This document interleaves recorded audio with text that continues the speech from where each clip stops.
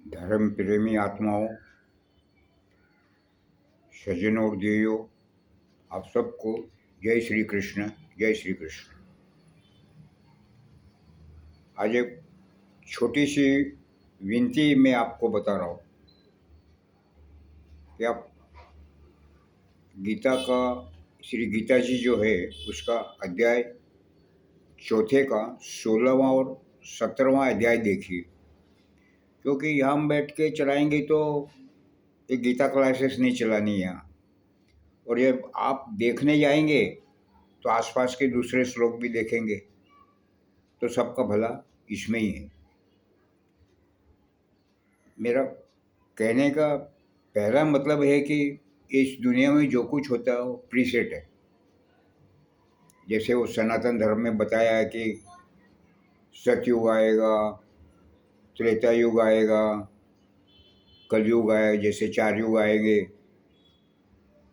तो पहले से नक्की जब ही तो बताया है ना। तो आप भी ध्यान से देखेंगे तो आपके कार्यक्रम भी सब पहले से नक्की आप जो चाहते हो वो नहीं होता है। क्योंकि इस दुनिया में कोई कोई आदमी तो नींद में सोया है और उसकी फैक्ट्रियां काम कर रही है, करोड़ों अरबों रुपये हर घंटे कमा रहा हो, 24 घंटे में नहीं, हर घंटे कमा रहा है। और किसी किसी का तो काम धंधा करता है तो पेमेंट ही नहीं आता है। तो ये सब कर्मों का फल है।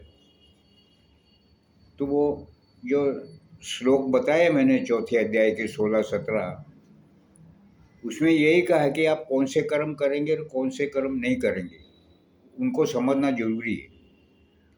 अगर आप अच्छे कर्म करेंगे तो आपका अच्छा ही होगा, तो दुर्घटनाओं से और बुरे समय से आपका सामना नहीं होगा।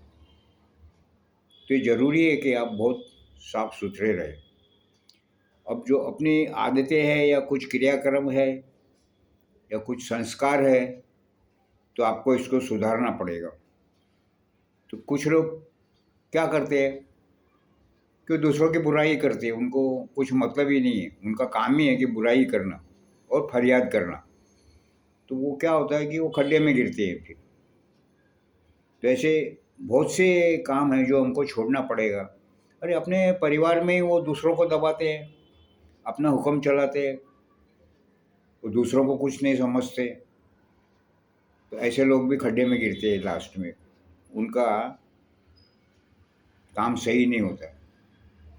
तो जो कुछ भी गलत है, बुराई करना, चुगली चपाटी करना, दूसरे का बुरा सोचना कि सब कुछ मैं ही खा जाऊं, तो इसमें क्या हुआ कि आपका जो भविष्य है वो कमज़ोर होते जाएगा।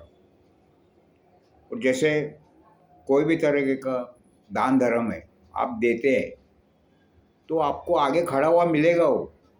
अब किसकी लॉटरी लगती है, किसका बिजनेस में नुकसान हो जाता है, तो वो ऐसे ही नहीं होता है।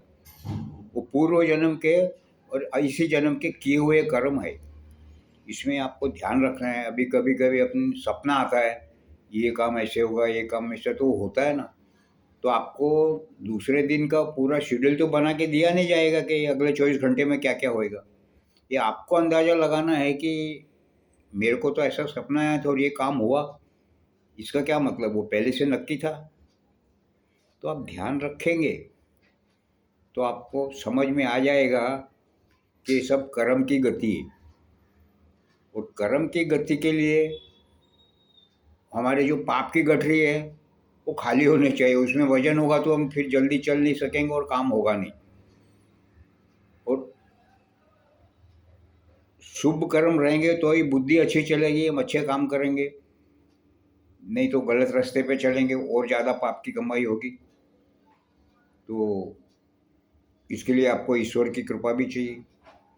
अभी जैसे ब्रह्मा जी ने बताया हुआ है मार्कंडेय मुनि को देवी कवच, तो ये किसी आदमी का लिखा हुआ नहीं है, ये ब्रह्मा जी ने बताया और मुनि को बताया। तो उसमें आप देखिए क्यों डाकनी साकनी क्या क्या लिखा है, तो बोले कि प्रूफ लाओ।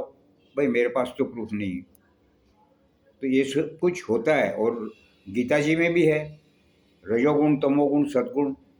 तो जब जिस गुण के प्रभाव में आप रहेंगे, वैसा ही कर्म करेंगे, फिर आगे उसको वैसा ही फल मिलेगा। तो इसलिए कहने का ये मतलब है कि सोच समझ के चलिए कि सब कुछ पहले से नक्की है और वो पीछे किए हुए कर्मों का फल है, और इसके लिए हमारे से कुछ गलत काम न होवे, इसके लिए हमको 24 घंटे प्रभु की कृपा चाहिए। क्योंकि रजोगुण तमोगुण समोगुण कहाँ से भी आके घेर लेंगे तो आदमी वैसा ही करेगा ना। तो इससे बचाएगा कौन? वो प्रभु ही बचाएगा। तो भगवान सबको सद्बुद्धि दे, अच्छे कर्म करे।